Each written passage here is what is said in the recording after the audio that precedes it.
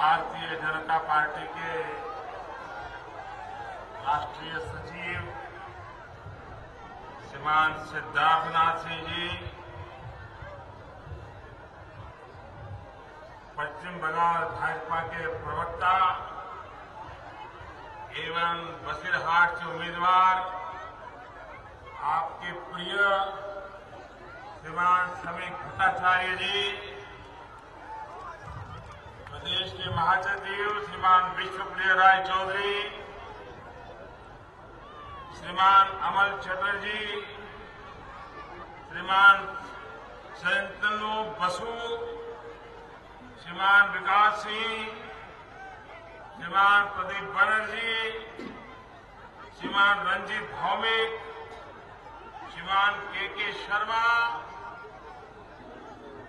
और इतनी विशाल संख्या में पधारे हुए बसीरहाट के मेरे प्यारे भाइयों और बहनों,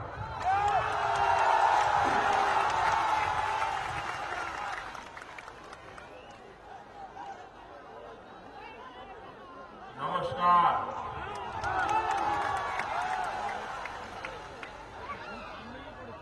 नदी आमादेर मां, नदीर देश বসিরহাট।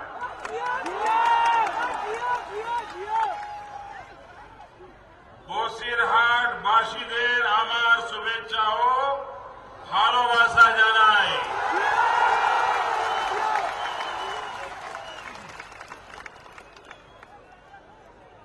जब मेरा कार्यक्रम बन रहा था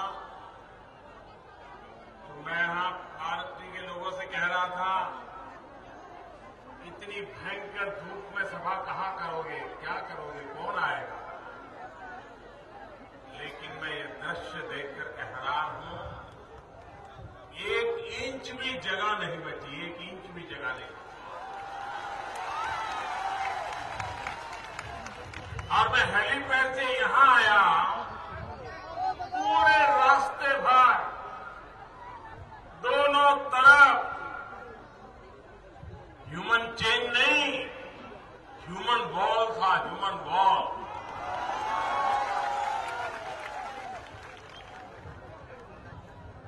बसीरहाट के मेरे प्यारे भाई और बहनों, आप वो लोग हैं जो भली भांति पश्चिम बंगाल का भविष्य किसके हाथ में सलामत है उसको सबसे पहले जान पाए हो, समझ पाए हो। जब टीएमसी का सितारा चमक रहा था, उस समय आपने उनके खोखले वादों को पहचान लिया,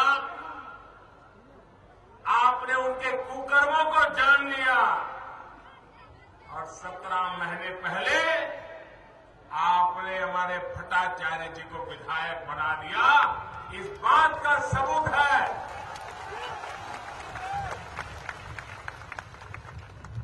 कि बसीरहाट के लोग पूरे पश्चिम बंगाल को बचाने का बीड़ा उठाया है और इसलिए मैं इस धरती को बहुत बहुत बधाई देता। कभी कभी लोगों को लगता है एक विधायक चुन करके क्या कर सकता है, एक एमएलए बन जाए तो क्या फर्क पड़ता है। लेकिन हमारे भट्टाचार्य जी ने आपके सामने उदाहरण प्रस्तुत कर दिया, एक भी अगर ईमानदारी से काम करता है तो सारी सरकार के सामने खड़े होकर के लोगों की भलाई का काम कर सकता है और उसने करके दिखाया।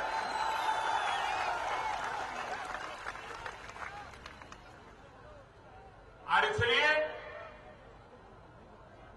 मैं पूरे पश्चिम बंगाल की जनता को कहता हूं, अगर आपको किसी की बात नहीं माननी है तो मत मानो,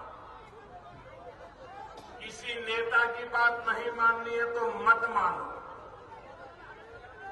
किसी उम्मीदवार की बात नहीं माननी है तो मत मानो, लेकिन कम से कम बसीरहाट की जनता की तो मानो, जिन्होंने करके दिखाया।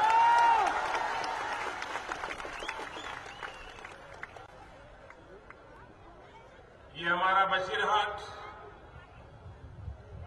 पीने के पानी की कितनी किल्लत है। आपको मीठा पानी के लिए तरसते हो कि नहीं तरसते हो? पीने के पानी के लिए तकलीफ झेलते हो कि नहीं झेलते हो? मीठा पानी मिलना चाहिए कि नहीं मिलना चाहिए? समंदर तट की जिंदगी कैसी होती है वो मैंने देखा। मैं भली भांति जानता हूं मीठा पानी पाने के लिए क्या दिक्कतें होती है, मैं समझता हूं। लेकिन भाइयों बहनों, आजादी के 60 साल बीत चुके, 70 साल होने जा रहे हैं। 3 लोगों ने राज किया। पश्चिम बंगाल पर 3 सरकारों ने राज किया।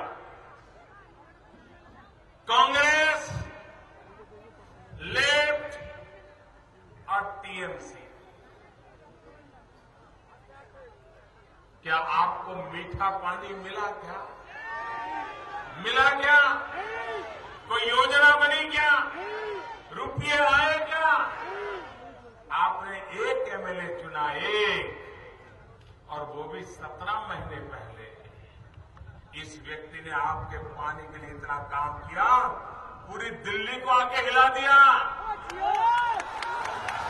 वो कहता है मेरे इस इलाके को मीठा पानी चाहिए, और मैं उसको धन्यवाद देता हूं कि आज भारत सरकार ने अमृत योजना के तहत यह मीठा पानी पाने का प्रबंध किया।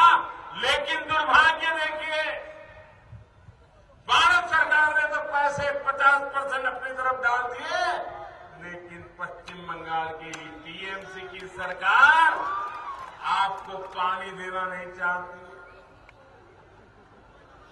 यहां देखिए, हमने आपको वादा किया था ना, पॉलिटेक्निक बनाएंगे, इसी मैदान में बनाना था। आपके नौजवानों को अच्छी शिक्षा देने का प्रबंध करना था। हमारे भट्टाचार्य जी के प्रयत्न से भारत सरकार ने यहां पॉलिटेक्निक बनाने का फैसला कर लिया। लेकिन उसमें भी दीदी को परेशानी हो गई है।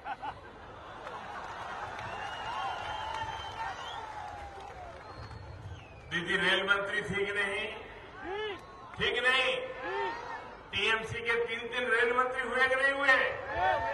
कांग्रेस से मिलाकर के यहां से 4 रेल मंत्री बने कि नहीं बने? आपके रेल के सवालों का उकेल हुआ क्या? निपटारा हुआ क्या? आपके रेल के लिए लड़ने का चालू रहा कि नहीं रहा? भारतीय जनता पार्टी की सरकार बनने के बाद और आपने एक विधायक चुनने के बाद यहां रेल की पटरी डालना शुरू हुआ कि नहीं हुआ? हुआ कि नहीं हुआ? रेल आएगी कि नहीं आएगी? आपके जीवन में बदलाव आएगा कि नहीं आएगा? भाइयों बहनों, दिल्ली में ऐसी सरकार बैठी है जो पश्चिम बंगाल के किसी भी कोने से दुख और दर्द सुनाई दे तो दौड़ करके पहुंचने का प्रयास करती है, आपकी समस्याओं का समाधान करने की कोशिश करती है। मुझे बताइए, हमारे नमोसूत्र का क्या हाल है? यहां उनके हकों की रक्षा हो रही है क्या? क्यों नहीं हो रही है?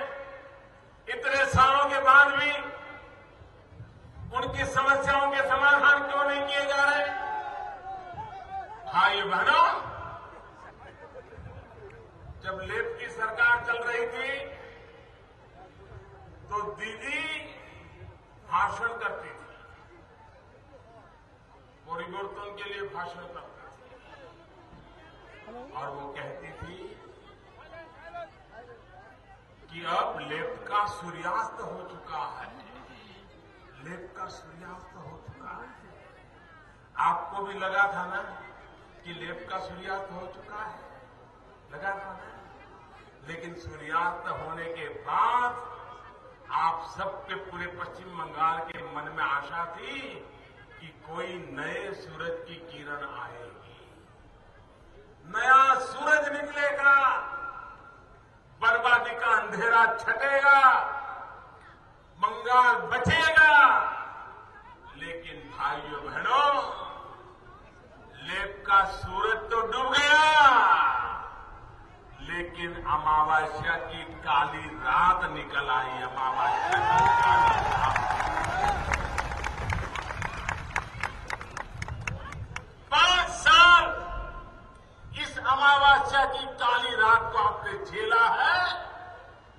अगर आपको पश्चिम बंगाल में विकास का सूरज लाना है तो कमल खिलाने के बिना कोई चारा नहीं मेरे भाइयों बहनों, कमल खिलाने के बिना कोई चारा नहीं। और इसलिए मैं आज विशेष तौर पर आपके दर्शन करने के लिए आया हूं, आपके आशीर्वाद लेने के लिए आया हूं कि पश्चिम बंगाल का भाग्य बदलने का नेतृत्व ये बशीरहाट करे। यहां पर टीएमसी और लेफ्ट के और कांग्रेस के जितने भी लोग चुनाव लड़ रहे हैं उनको कहो आराम करो, बहुत हो गया। आपने बर्बादी करने की जितनी ताकत थी कर लिया, अब हमें बर्बादी नहीं चाहिए, हमें हमारे नसीब पर छोड़ दीजिए, हमको बचने दीजिए, विदाई कर दीजिए इन लोगों को। भाइयों बहनों,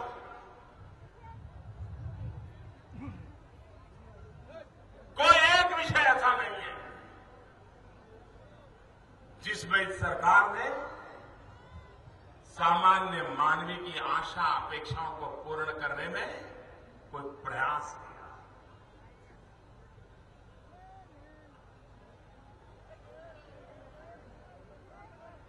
जाली नोट,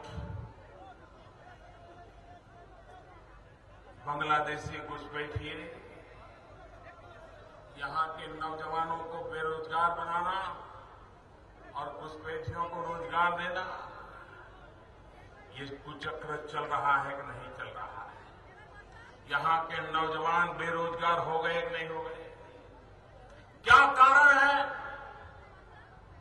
कि एक जमाना था जो पश्चिम बंगाल देश भर के नौजवानों को आकर्षित करता था। अपनी जवानी में देश का हर नौजवान कोलकाता आना चाहता था, पश्चिम बंगाल आना चाहता था, अपने भविष्य को नए सिरे से बनाने के लिए भूमि को पसंद करता था। आज ऐसा क्या हो गया कि ऐसी पवित्र मिट्टी में पैदा हुए मेरे नौजवान अपने बूढ़े मां बाप को छोड़ करके दिल्ली मुंबई की झुग्गी झोपड़ी में जीने के लिए मजबूर हो जाते हैं। नौकरी की तलाश में सैकड़ों मील यहां के नौजवानों को दूर जाना पड़ता है। जवान बेटियों को घर छोड़ करके कहीं गुजारा करने के लिए नौकरी की तलाश में जाना पड़ता है। बूढ़े मां बाप इन्हें छोड़ करके जाने का किसी नौजवान का मन करता है? कोई नौजवान अपना गांव, यार, दोस्त, खेत, खलिहान, मां बाप इसे छोड़ करके जाना पसंद करता है। लेकिन पश्चिम बंगाल की ऐसी दुर्दशा हुई, कारखाने बंद, रोजगार बंद, मारा कुट सिवाय कोई काम नहीं। यहां के नौजवानों के भविष्य को अंधकार में डाल दिया। और इसलिए मेरे भाइयों बहनों, ये चुनाव मौका होता है और चुनाव में चाहे लेफ्ट हो कांग्रेस को, उन्होंने अपने काम का हिसाब देना चाहिए। चाहे दीदी हो, अपने काम का हिसाब देना चाहिए। लेकिन अपने काम का हिसाब नहीं दे रहे। 5 साल में उन्होंने क्या किया, 34 साल में लेफ्ट ने क्या किया, उसके पहले अनेक वर्षों तक कांग्रेस ने क्या किया, कोई जवाब देने को तैयार नहीं। और हमारा तो सिर्फ एक एमएलए है, फिर भी कहते हैं मोदी बताए उसने क्या किया। बताओ, इसका मतलब है कि इनके पास यहां के लोगों की भलाई के लिए क्या करना, इसका कोई खाका नहीं। भाइयों बहनों, हम गरीब की जिंदगी में बदलाव लाना चाहते हैं। हम नौजवान को रोजगार के योग्य बनाना चाहते हैं। हम नौजवान को रोजगार के अवसर मिले उस दिशा में काम करना चाहते हैं। हमने अभियान चलाया प्रधानमंत्री जन धन योजना का। हमारे कांग्रेस के लोग मजाक उड़ा रहे थे, लेकिन बाद में उन्होंने देखा ये प्रधानमंत्री जन धन योजना तो ऐसी जड़ी बूटी है तो गरीब ब्याज के विष चक्र से मुक्त होने जा रहा है। गरीब कांग्रेस की वोट बैंक से बाहर निकल रहा है। वो परेशान हो गए। वो गरीब को गरीब रखना चाहते थे, हम गरीब को ताकतवर बनाना चाहते हैं ताकि वो गरीबी के खिलाफ लड़ाई लड़े, गरीबी को परास्त करे और अपनी नई जिंदगी बनाने के लिए हौसला बुलंद करे। ये योजना को लेकर के हमने प्रधानमंत्री जन धन योजना बनाई। आप मुझे बताइए, आखिर ये शारदा चिटफंड हुआ क्यों? मैं किसने किया वो तो सब जानते हैं। पाप किसका है सबको मालूम है। गरीबों के सपनों को चूर चूर करने वाले कौन हत्यारे हैं, गरीब जानता है। लेकिन सवाल यह है कि गरीब को शारदा चिटफंड में जाना क्यों पड़ा? अगर बैंक के दरवाजे खुले होते, बैंक पर उसका भरोसा होता और गरीब को यह विश्वास होता कि बैंक में मैं पैसा रखूंगा, बेटी बड़ी होगी तब पैसे निकालूंगा, बेटी की शादी करवा लूंगा, तो गरीब ने शारदा चिटफंड में पैसे नहीं रखे होते। लेकिन गरीब के लिए बैंक के दरवाजे बंद थे, इसलिए पैसे चाहिए तो ब्याज खाओ, साहूकार के यहां जाओ, और पैसे रखने हैं तो शारदा चिटफंड में जाओ। मेरा गरीब आदमी दोनों तरफ मरता गया। और सब जानते हैं शारदा के लुटेरे कौन है, शारदा के लुटेरों के रक्षक कौन है, शारदा के लुटेरों के साथीदार कौन है, सब कोई जानते हैं। हमने प्रधानमंत्री जन धन योजना बनाई, हर गरीब का खाता खोल दिया और गरीब के जीवन में कोई संकट आए तो 2 लाख रुपए का बीमा भी दे दिया, 2 लाख रुपए का बीमा भी दे दिया और उसकी रक्षा करने का पूरा प्रयास किया। अब गरीब को ऐसे किसी चिटफंडों में जाने की जरूरत नहीं। हमारे देश को अगर किसी ने तबाह किया, बर्बाद किया तो भ्रष्टाचार ने बर्बाद किया, भाई भतीजावाद ने बर्बाद किया है, अपने परायों ने बर्बाद किया है, नौजवानों की जिंदगी को रौंद डाला है। एक गरीब के घर अगर इंटरव्यू का कागज आ जाए तो वो बेचारा निकलता है खोजने के लिए किसी को कि भाई किसी की सिफारिश मिल जाए, कोई नेता की मदद मिल जाए ताकि बेटा इंटरव्यू में पास हो। गरीब मां बाप बेटे का इंटरव्यू निकलता है तो दर दर भटकते हैं कि कोई मदद करने वाले मिल जाए, और कोई दलाल आ जाता है, कहता है 50,000 रुपया दो, उसको इंटरव्यू में पास करवा दो, नौकरी दिलवा दूंगा। ड्राइवर की नौकरी हो, फटे वाले की, प्यून की नौकरी हो, कारकुन की नौकरी हो, और गरीब बेचारा बेटे के भविष्य के लिए 50,000 रुपया कर्ज ला करके दे देता है। जमीन हो, मकान हो, गहने हो, गिरवी रखता है, और जब नौकरी मिलती नहीं तो उसका तो भविष्य तो बर्बाद होता है, वो 50,000 रुपया का कर्ज भी नया जुड़ जाता है। भाइयों बहनों, गरीब की मदद कैसे होती है? हमने निर्णय किया, और ये बहुत महत्वपूर्ण निर्णय है मेरे नौजवानों, ये भारत सरकार ने निर्णय किया है, अभी पश्चिम बंगाल की सरकार ने किया नहीं है। हमने निर्णय किया कि वर्ग 3 और 4 के जो कर्मचारी की नौकरी है, अब उसका इंटरव्यू बंद कर दिया जाएगा। कोई इंटरव्यू नहीं लिया जाएगा। उसके मेरिट के आधार पर उसको घर बैठे नौकरी मिल जाएगी। कोई इंटरव्यू नहीं किया जाएगा और भ्रष्टाचार करने के लिए मौका नहीं दिया जाएगा। गरीब की मदद कैसे होती है, ये आप देख सकते हैं। हमारा किसान बाढ़ आए तो भी मरे, बारिश आए तो भी मरे, ज्यादा फसल हो तो भी मरे, कम फसल हो तो भी मरे, ओले गिर जाए तो भी बर्बाद हो जाए। भारतीय जनता पार्टी की दिल्ली में सरकार बैठी है, उसने ऐसी प्रधानमंत्री कृषि फसल योजना बनाई, ऐसी फसल बीमा योजना बनाई कि आज मेरे देश का किसान विश्वास के साथ कह सकता है कि कोई भी प्राकृतिक आपदा आएगी, ये सरकार की बीमा योजना मेरी जिंदगी को बचा लेगी। ये व्यवस्था करने का हमने काम किया। भाइयों बहनों, इस देश का भाग्य बदलना है, पश्चिम बंगाल का भाग्य बदलना है, तो मेरा 3 सूत्री कार्यक्रम है, 3 पॉइंट प्रोग्राम है। और मैं चाहता हूं कि पश्चिम बंगाल मेरे 3 पॉइंट प्रोग्राम को स्वीकार करके भारतीय जनता पार्टी की यहां सरकार बनाए। मेरा पहला सूत्र है विकास। हर समस्या का समाधान विकास है। स्कूल चाहिए, अस्पताल चाहिए, पीने का पानी चाहिए, रहने को घर चाहिए, जाने आने को रास्ता चाहिए, घर में गांव में बिजली चाहिए।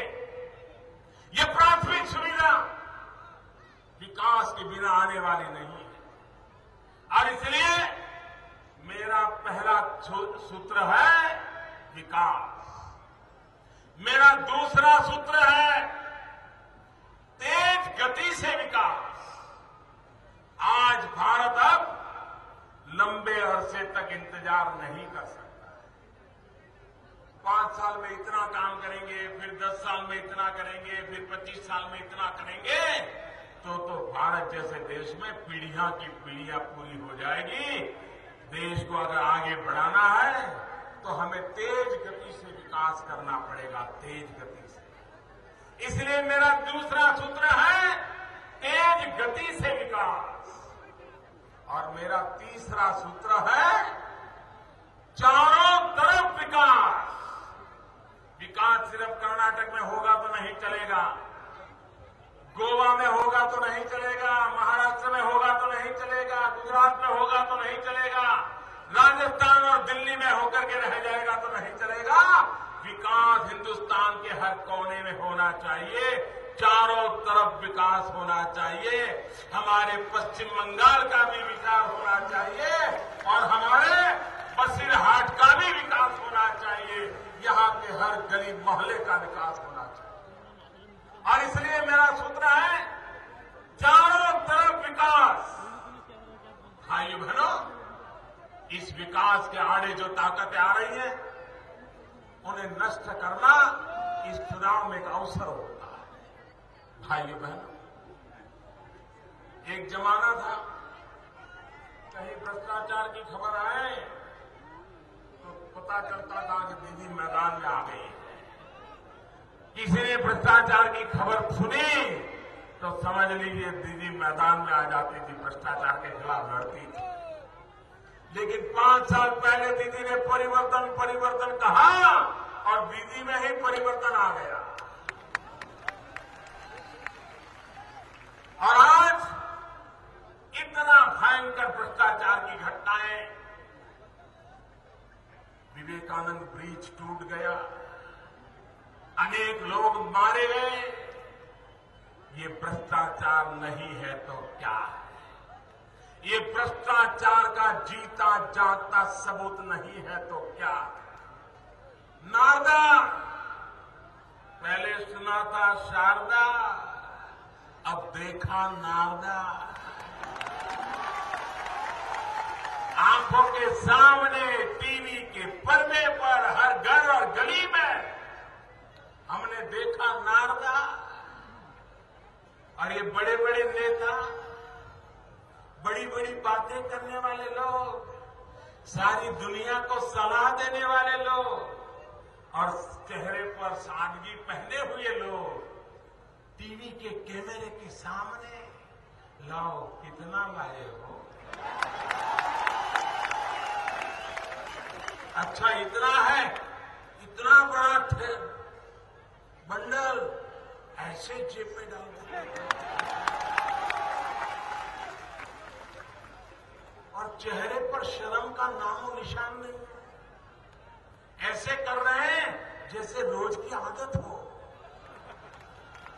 ऐसे कर रहे हैं और टीवी पर कह रहे हैं ऐसा करो, मुझे तो इतना दिया लेकिन थोड़ा उसको भी पहुंचाओ, वो मेरा काम देखता है। कुछ लोग कहते हैं अच्छा इस बार इतना लाए हो, अगली बार कितना लाओगे। कुछ लोग ये भी कहते हैं भैया ये पैसा तो इस काम का हो गया लेकिन उस काम वाले का क्या। भाई बड़े बंगाल बेचा गया है कि नहीं बेचा गया, ये बंगाल बेचा गया कि नहीं बेचा गया, नौजवान का भविष्य बेचा गया कि नहीं बेचा गया, अपना पेट भरने के लिए पैसे खाने के लिए किया गया कि नहीं किया गया। क्या ऐसे भ्रष्टाचारियों को आप फिर से चुनाव का मौका देंगे? अगर बंगाल को बचाना है तो भाइयों बहनों क्रांति का बेड़ा उठाना पड़ेगा और तब जाकर के बंगाल बच सकता है। शारदा से नारदा तक गरीबों को लूटने का काम हुआ है। यहां पर लेफ्ट और कांग्रेस गले लगा करके चल रहे हैं, कंधे से कंधे मिला करके चल रहे हैं। भाइयों बहनों 5 साल पहले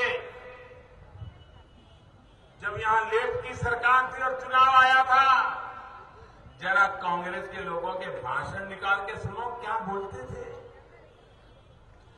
पश्चिम बंगाल की सारी मुसीबतों का कोई कारण है तो लेफ्ट है, ये कांग्रेस के नीचे से ऊपर तक सब बोलते थे। और आज कह रहे हैं पश्चिम बंगाल का भविष्य बचाना है तो कांग्रेस और लेफ्ट को चुनाव में लाओ, कांग्रेस और लेफ्ट को लाओ। ये झूठी बातें आपके गले उतरती हैं क्या? उतरती है क्या? ये पश्चिम बंगाल की जनता की आंख में धूल झोंक रहे कि नहीं झोंक रहे? यहां की जनता वो गोरख बनाने का प्रयास कर रहा है कि नहीं कर रहे हैं? और ये पश्चिम बंगाल में आते हैं तो गले मिल के बात करते हैं, लेकिन केरल में भी चुनाव चल रहा है।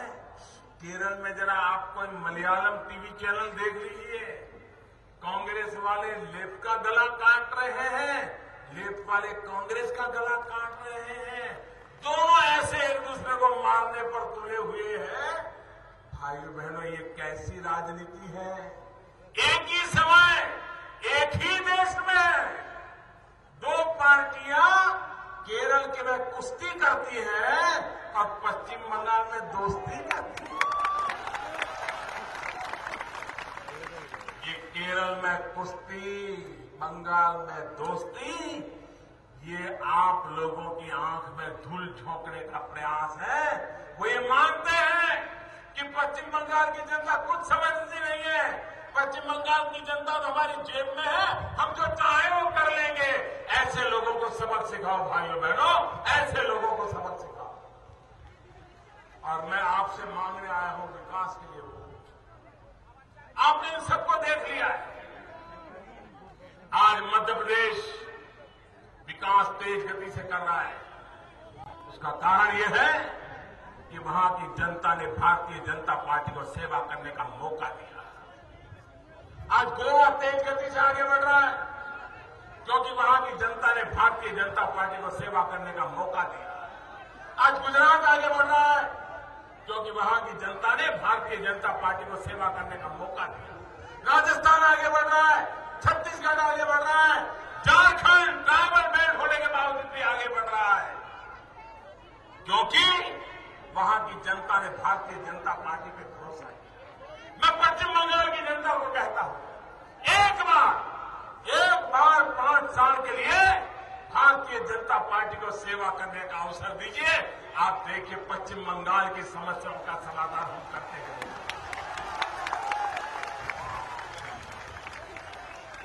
ये तीसरे वर्तमान की ओर आप आइए, इन लोगों से मुक्ति पाइए और पश्चिम बंगाल के नौजवानों का भविष्य बनाइए। इसी एक अपेक्षा के साथ इतनी कड़ी धूप में आप लोग मुझे आशीर्वाद देने आए, मैं आपको नमन करता हूं, आपका अभिनंदन करता हूं। बहुत बहुत धन्यवाद।